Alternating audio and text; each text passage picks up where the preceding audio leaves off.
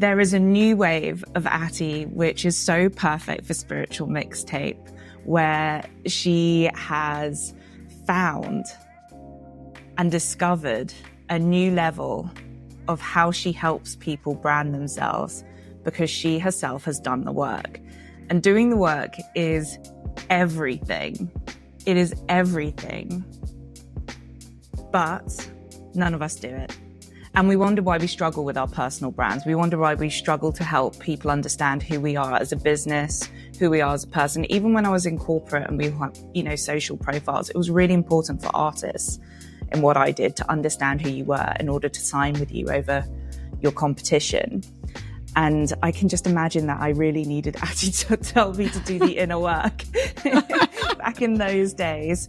And your transformation, even since September, when I was at your live event, and I sat at the back of that room. And for those who don't know, in the world that Ati and I work in, there are a lot of live events. People put them on, and it's really difficult to stand out from the crowd. And the thing about Ati is she doesn't care. She tunes into her intuition and she follows and trusts what she hears. So most of us would be like, let's go do this in Sedona or somewhere like Scottsdale. And there's nothing wrong with doing any of those places because they're all vortexes and they're amazing. But Ati picks downtown Vegas, where I think my first thought is like, we're going to go on a rager. We're going to go we're going to go to the Golden Nugget till 3 a.m. Not with Ati. It was the most beautiful room and it was expensive production. That was my first thought when I walked in. I was like, this is bougie. I like this. And then she comes in this beautiful pink dress, but she still has her sneakers on. And then she just owns the room. And all of the people in there were completely following you from the start of that weekend to the end of it. You just commanded a room. And we actually were in a mastermind together even before that.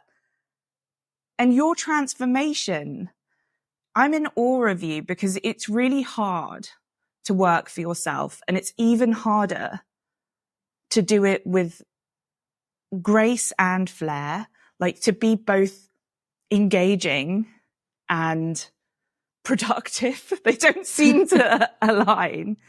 And you've done it. Like you're really the example of what your clients want. You have a strong personal brand.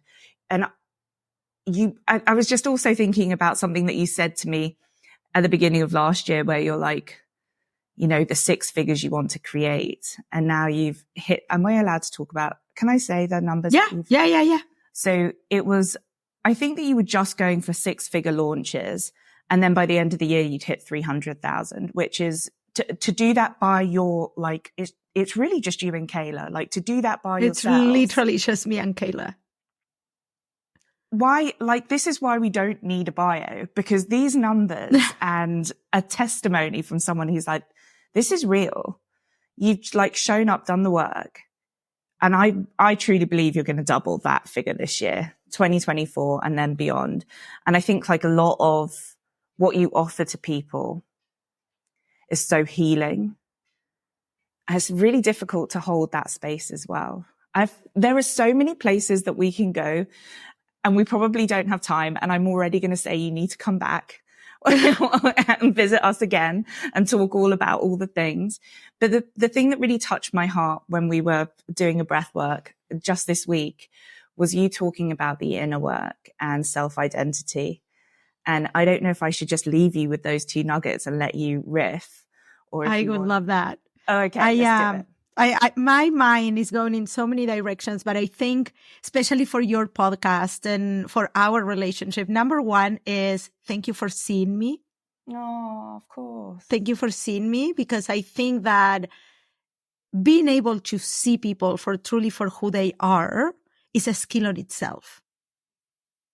Right? Like being able to listen. So many of us, and this has been a lesson for me this year, we are listening, waiting to respond, as opposed to truly listening. And seeing somebody goes in the same lines. You seeing somebody for all they are and everything they bring to the table, and you have that magic in you. But I think one of the things for me so I want to go back a little bit through this transformation, because I think that when you're saying like quantum leaps and people hear about these, they're thinking weeks or days, right? But the changes can happen fast, but they don't happen overnight. Yeah, this is the problem, I think, with like the modern ideas of manifestation. One breath work, and you feel that connection to what you want to bring in, and you're like, where is it? Why is it not here? Yeah. And I think, okay, let's actually go deeper on that. The biggest question I've been getting, because I've been posting and talking so much about you have done all the mindset work. You're reading all the books. You're actually doing the action, and you're still not being able to break through, right? And breaking through can mean very different things for many different people. A lot of the women in the online space, that can be the 3 to 5K months. But for a lot of people, it's breaking through maybe 300,000 a year, 400,000 a year, right? So the breakthrough happens at whatever level you're at. There is no number, because different levels bring new devils. But I think the biggest thing to understand here, which changed everything for me, Daisy, this is literally where everything changed for me. I was the girl reading all the books, getting up at 5 a.m, doing the checklist. Did I meditate? Did I do my affirmations? I'm going to go work out. Like, making it in a way that was so systematic. Now, I love systems and methods, but I was never tapping into the inner work. So the 3 layers, and you're probably very familiar with this, is we have conscious, subconscious, and somatic, right? Like the body. And when you're at the conscious is when you're reading all the books. Now, there is value to that. There is a lot of value to that, because books can help you gain awareness, right? Like, that's where most people start, which is the mindset work, is changing the point of view. But when I started getting stuck myself, and I was like, I'm doing all the things, I'm taking massive action, I'm going on social media, I'm talking to people, and I was like, okay. And I remember this vividly, sitting here in my office, and I would have a feeling like almost like I was falling. And I remember telling this to my husband. I was like, I don't understand. Like, sometimes I'm sitting in my desk and I'm ready to do the thing, but when I'm going to do the thing, like, I'm feeling like I'm falling. And I started researching this online, and that's how I actually found what somatic work was. And I was like, what? And that, we store memories in our body. We store literally feelings that maybe happened when we were between 0 to 7 specifically. Maybe somebody said something to you and you gave that a meaning, and that gets stored in your body. So when something triggers that again, even though you don't know it's triggering that, because that is actually happening in the body and in the subconscious, you have the same feeling in your body. And that cannot be changed from reading a book. Yes. So you can gain awareness that is happening, and you can have the awareness. So then you start actually looking for answers. So that's why I do not want to dismiss the power of reading a good book or the power of words and you gaining awareness. But when you find that you are like against that wall, either in your income, and I don't want to make it all about income, but usually a lot of us have all these feelings and beliefs and memories in our bodies around money. Hello, my name is Ati. I have like shitty stories about money all the time, right? And I grew up in a third world country where parents fought about money all the time. So when you are actually starting to grow your business, all of a sudden, all this bullshit starts showing up, because everything you're doing is out of your comfort zone. Everything you're doing. Oh my God. I don't think I ever articulated this like so good. Like, they are going to laugh at talking about the inner work. Even before I came here, all I did was I sat in my desk and I was like, let the words come in. Let the words come in. Because even before I started bringing the inner work, and we'll talk about that in a minute, I had mindset inside of my program. And a lot of this was around identity, because even though you can show up on social media, podcast, YouTube, whatever it is, right, to build your personal brand and put like a facade, right? Like a facade, people will only see you for what you see yourself. Oh, yeah, there's no faking it. They feel the energy. So the energy, that's why some people connect with one person and they don't connect with the other one, even if the message is very similar, or they're like, there is something about this person. Again, it doesn't happen at the conscious level, because yes, you still have to show up as your highest self, but it's almost like a stepping on the energy, that it is not about faking it, which I think that's where people get caught up a lot of the times. And well, people will do a breath work and they feel really in tune and they feel into that person, but then that falls. So it's almost about practicing, right? You need to be tapping into this energy constantly. That's how you become your highest self. But I think that like I was doing this work with people, and when I hit my own wall and I was like, okay, why am I having all these feelings? Why are all these things happening? And I started digging into this, and I got certified in clinical hypnotherapy, EFT, which is somatic, life and success coaching, all the things that really make you ask yourself questions so you can start bringing these things to awareness.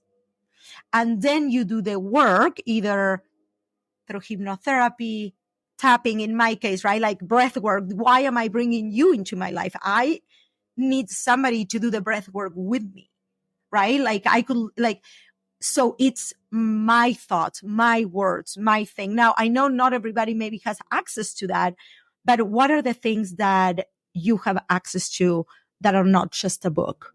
Yes. Oh, I mean, I think we're lucky in the world that we're in because people are slightly more willing to invest. And I forget that because the moment I step out of this world, I'm like, oh, people are quite messy out here and they want all the stuff, or they're going to yoga and actually they go kind of religiously, especially in this city, LA, but they're doing it for fitness. Yeah. And they'll be out there saying, oh yeah, namaste. Like I do this 5 times a week, but it's like, if you're just moving your body and you're not connecting any of the other dots, it's just a really great fitness. And I think again, yoga there is so much branding, right, around yoga. And I think that if you have a really good yoga instructor, that person bring that to your class. But I've been to a lot of yoga classes in my life. And I actually recently just found somebody that I religiously go to because that person brings the connection, the gratitude, the breath, like explains through the class. And like literally this person's class is always the same people. These people are like, you know, like they follow this person. And I'm like, we're so aligned, right? Like we're so aligned. Yes, we want the connection, mind and body, and we want to move our bodies, but like there is so much more to it. So you're on the same frequency. Yeah. I feel like that's a thing for your people as well. Like they come to you because of the frequency that you're radiating and they want to up level to the place that you're at. That was definitely how your live event felt. And not that anybody was below you, but they were like, this is the example that I want to get to where Ati is. And Ati's telling me that it's completely possible. And I think for me is going back to kind of personal branding, right? When I first started doing my own research, how people saw me versus how I wanted people to see me, there is a connection with that between the right. Who is my highest self? How do I want to show up? Okay. You kind of poll your people. Okay. How do you see me? What do you know about me? What do I want to be known for? And all the things. There was something that kept coming up that it was mind blowing for me, which, because was before I had the personal brand, how you know it today. This was the beginning. And people would say fearless. courageous, fearless, courageous. And I remember thinking, the fuck are these people looking at? Because I didn't feel that I was fearless or courageous. However, I was going first in a lot of ways. Yeah. And I can even go into these even deeper. We're not going to go there. Like once I actually started diving into my own human design, there is things that you see about yourself and things that they're not conscious for you. But once I realized that that was something that people saw in me, I started seeing, okay, where am I actually being courageous? That this is not the norm. I thought everybody was like that. It's wild because your job before you started working for yourself was constantly surrounded by people. Like you were always, not just the people you worked with, like it was I'm going to let you tell the story of what you did before, but you were like, there were so many people coming at you because for everybody else that just works in an office and has an office job, it's very limited who you see, especially outside of the company. Like say you're an assistant or you're in accounts, like you're part of the systems, you really only see your team. You're not client facing. Whereas your job before, you were constantly surrounded by people. And it's funny that you weren't aware that this is how people saw you. So I'll tell the story because I think that now I have so much awareness about this. I have told the story on the book, right? That we co-authored together, and like I told the story on stage. But so for those listening to the podcast, I used to be a world champion flair bartender. So if you don't know what that is, I was a bartender that flipped the bottles and spit the fire, but I actually competed worldwide. I went to so many places. Like actually London is one of my favorite places in the world. I've been I went to the finals, the world finals there 3 times. Like I travel so much, and I worked in a bar in Las Vegas that for years was the go-to bar. Everybody, like local tourists, like it was so packed right on the strip. And yeah, it's crazy because I was pretty much on stage every night.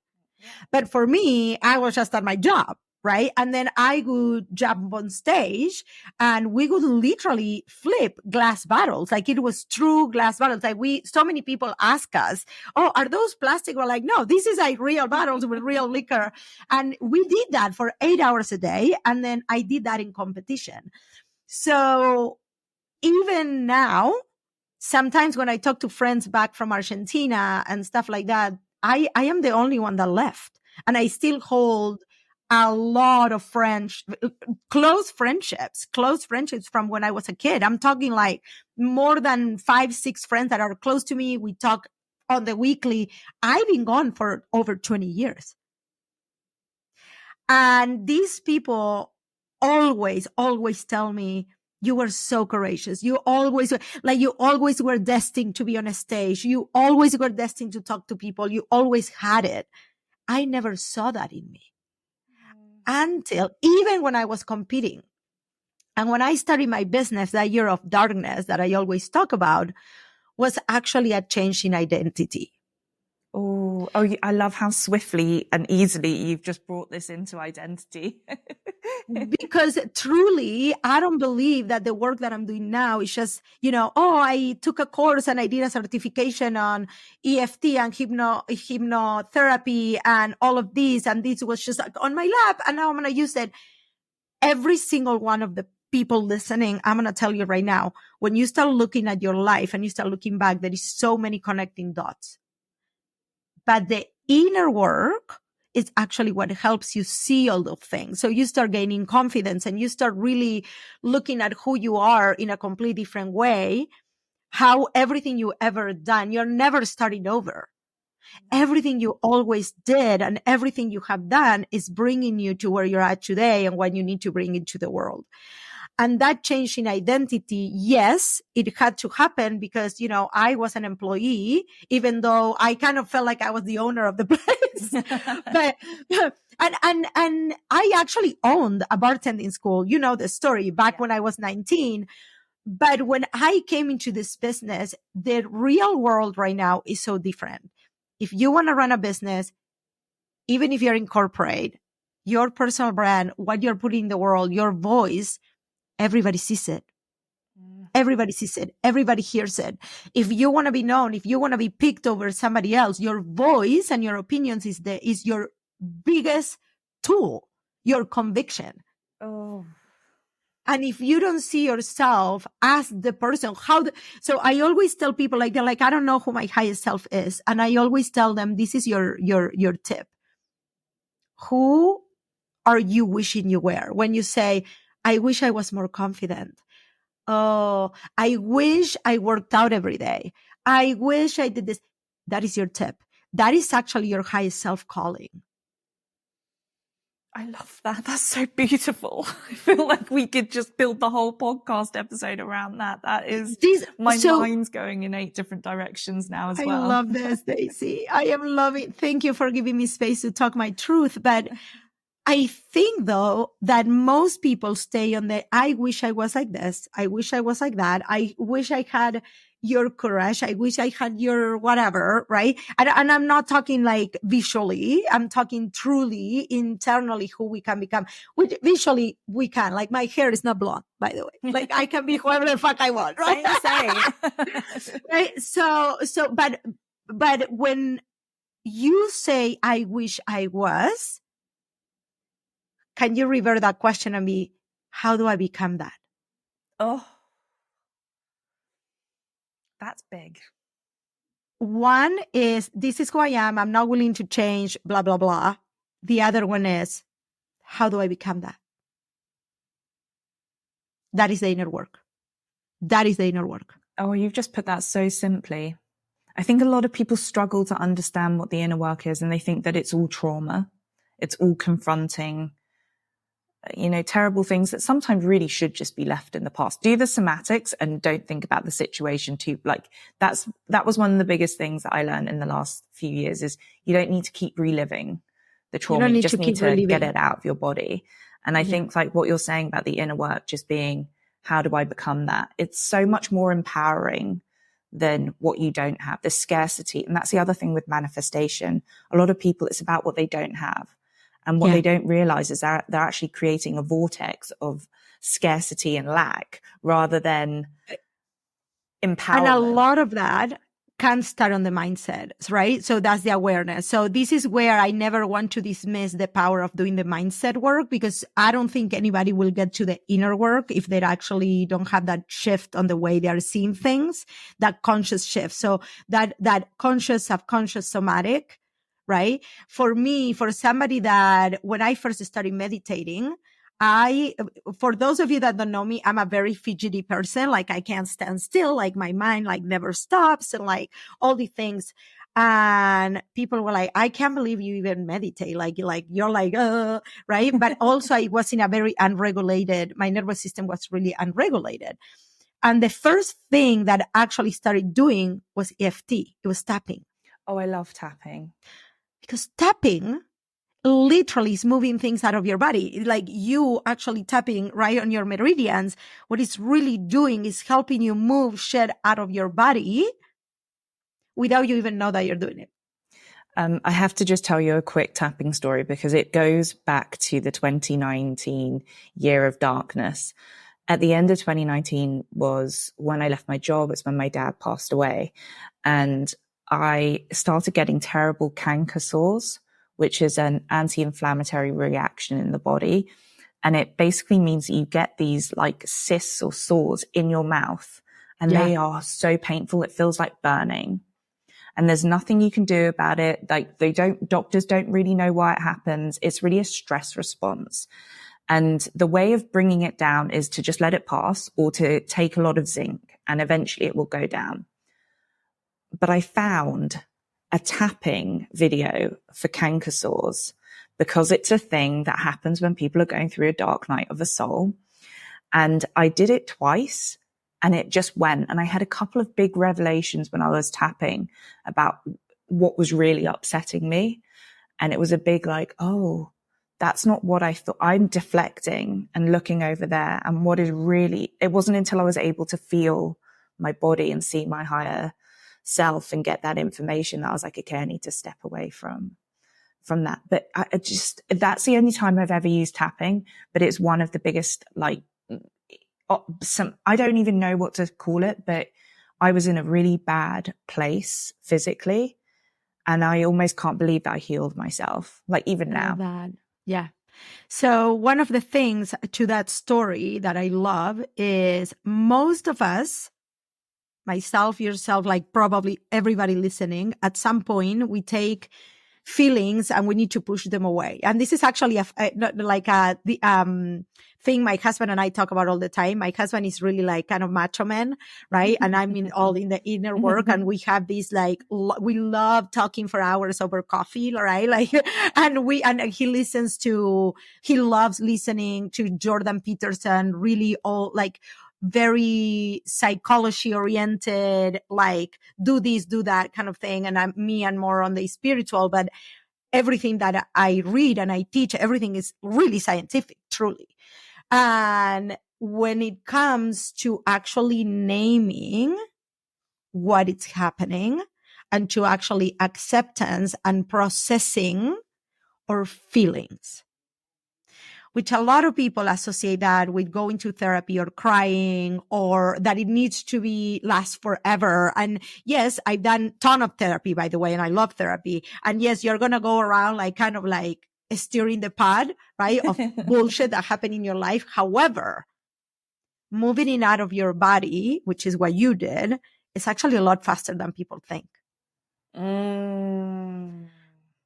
And I've seen this with myself, with a lot of people around me, because the moment you accept and you give it a name, you have the awareness, and now you're taking away the power, and you are reclaiming the power yourself over those feelings. Now, because people make feelings wrong. Oh, why are you? I used to do this with my son all the time when I didn't know all of this. My son is 11. So I've been in this journey almost for all his life. And when he was younger, I'd be like, no, Baba, don't cry. Now when he like wants to, I'm like, it's okay to cry. It's okay. Feel your feelings. Let it pass. What is truly bothering you? Oof. Imagine if somebody had said that to you over and over again when you were like 10. What is truly bothering you? But I am sure I don't know. I'm sure I'm fucking him up somewhere else, because that's what we do. We're humans. But, you know, like I always feel like I don't ever want him to feel like he needs to hold his feelings. Now, does he need to do that in front of people? Not necessarily. He can come home and do it on his own time. And this is actually the discussion I always have with my husband. He's like, the firefighter or the guy that is at war, like in war, he can cry. I'm like, no, he cannot cry right there and then. He needs to show up, and he can process right there, but he needs to process. And that is, I think, where the world is going wrong, right? Like when people say women are emotional. Well, yeah, that's our superpower. Like we are here to be nurturing and mothers and all of that. However, you can go out there, be a badass bitch, do your thing, and then go home and process. You have to. You don't have a choice. Because if not, that's how we create disease, how we stay stuck, all the things. That's actually such a big thing for me that I try and teach people in my practice is you have to have an evening practice, even more than a morning practice. If you have a stressful job, or you have a busy family life, or you're just out there living. I was going to say, like, that sounds like every human being I know. Yeah. You have to clear, like it, because I think sometimes, like when I'm working with parents, they always try and downplay that they're not as important as like someone who's got an exec role somewhere out there, especially in a city like LA and London. There was like, oh, it's not as important. And it's like, it doesn't matter. You're like, it's almost like your stress is the same. If you're not clearing it out, like getting your, like competition with children these days is so like hectic to me. Yeah. Like the birthday parties, the colleges, the everything. Oh, the activities, like we actually unsubscribed from that a while ago. After the pandemic, we were like, oh, we actually don't need to do all of this. My kid was in so many activities. We were constantly running. I was running my business. My husband has a full-time job. Like it was just like crazy. And then after the pandemic, when everything started opening back up, and like, we were like, we're not going to do all of this. No, we are not. It's exhausting. Well, and I want my kid to learn that he can do whatever he wants, but also he can chill. And both are equally important. And in both places, he's equally worthy. No. Like, because that's one of my things. When I started doing the inner work, okay, I'm going to tell a story. You're going to love this story. I think I told you this. When I first hired, my somatic coach, we had our first call, and we talked a lot about receiving and feeling safe around money and my own stories around money and all of this. And I remember we did an exercise to find safety in my body and to feel safe, right? What safe actually meant to me. And this exercise, like, then you kind of bookmark that feeling, right? Like you bookmark, you're like, okay, remember what this feels. And we kind of wrap up the session, and she's like, okay, this is your task. I want you for the next few days. And I think it was 3 days, 4 days between our next call. She was like, I want you to put an alarm, and every hour I want you to, look for that feeling. I want you to start feeling that feeling. And on the weekends, when you're actually not working and maybe you're chilling or you're doing something else, I want you to find that feeling. And I remember the first thought that I had, I was like, oh my God, I just paid this woman $10,000 to tell me every hour to fucking chill. But this is what happened though. This feeling was foreign to me. Yeah. So, for example, I would be maybe doing something else on the weekends, and I would have on the back of my mind, I'm not working. I'm not doing this. I'm not showing up on social media. I should be working my business. I should be calling a client. I should be doing a story on Instagram, whatever it was, right? So even though I wasn't working, I was not feeling safe around the fact that everything I've done from Monday to Friday, my business can be thriving. I don't need to be out there doing. It's who I was being. So this was such a huge shift. And I remember when I was in Mexico, my husband and I, we went to Tulum in December, and I was like sitting on a hammock. I was like, I feel so safe right now. No. My assistant has the fort. My mom was here with my son. And I was truly able to disconnect from a place of truly inward. I didn't feel like I needed to send an email to my people, letting them know. Now, this is not to say you don't have to do those things, but I think that the online world, I almost feel like corporate is the same, but is that you're constantly need to be doing something to show your worth. Yeah. But it's not true. This is inside ourselves. Yeah, but the system, so it's kind of two things for me. One is that the system is set up for you to constantly be in motion and making the people at the top money. And I love the places I used to work, but that is 100% what the system is. You never make as much money as your boss, but you're working as hard or harder. And you're constantly Well, in corporate, yes. Because in corporate, you're also responding to somebody else. Yeah. So you're proving yourself to somebody else, or you're proving yourself against coworkers or peers. So yeah. So one of my big things, and I know you love human design, but when I left, what I realized as a generator is my whole thing is to respond. So if anybody asked me to do something, and in my very corporate days, so this is 2 jobs back, we would get maybe in booking season, 2,000 emails a day. And our company policy was to respond to everybody within 24 hours. Oh my God. imagine that as a generator when your whole body and your whole need and like your whole work, like literally everything is set up to respond. Yeah. Even to the pointless emails, I was just like, I just have to respond. Like they've told me to, so I need to, and I have to. So going to human design, one of the things also that I learned studying my own human design is you can have a response that is like a yes, super excited, or you can be coming from your ego. This is me, by the way. My ego always wants more, like, well, everybody's, but like mine in particular in human design is there is a pressure on the sacral to constantly like do. So sometimes I need to ask myself, does this need to actually be done right now? Yeah. And in your case, it did because there was external pressure. But in the online world, one of the things is we don't. We could set up our days in any way, shape, or form that we want. But 99% of us that are entrepreneurs, we came from a job, right?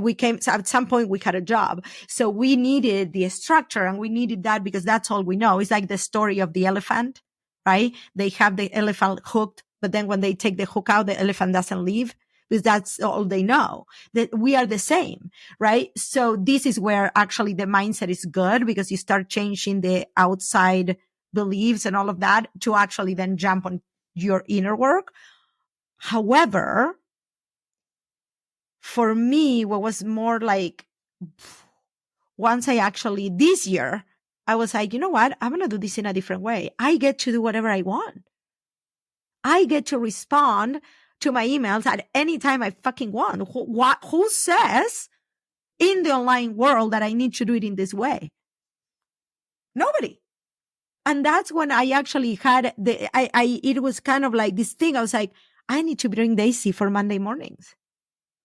How do I want my life to be? How do I want my life to feel? Highest self, right? I don't know if you saw, I posted a story this morning where it's like, we are responsible for giving ourselves these experiences. I take this particular class in yoga that is at 6 a.m. because it's during sunrise. Yeah. And I get to see the sunrise over the Las Vegas Strip on the distance every time I take that class. It's available to everybody. There is only like 10 people that we go there every morning. But you go to the 3 o'clock, the 4 o'clock, the 5 o'clock, it's full of people. You can't even find a space, right? But the whole thing about that is we are responsible for creating this. Sometimes we don't even know. That doesn't cost any money. Going to do a drive and watch the sunrise or the sunset costs no money. But making the choices to get there is where you become fearless, brave. That's all part of identity. Yeah. Well, to wrap this up and to bring this back to Spiritual Mixtape, I have an idea of what some of the tools are, like your tracks on your Spiritual Mixtape. Obviously, we've got yoga and breath work. But what else would you have in your...